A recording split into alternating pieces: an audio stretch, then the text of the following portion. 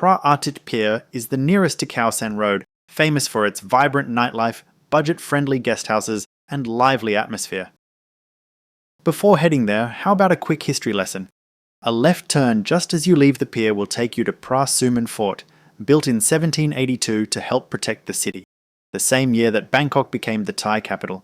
The canal beside it served as a defensive moat. Now to get to legendary Khaosan Road.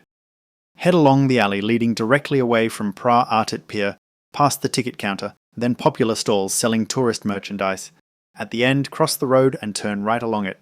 Look out for Wat Chana Songkhram, a narrow road to the left with a 7-Eleven store on the corner. At the end, turn left. Follow the wall of Wat Chana Songkhram until it eventually turns into the main road.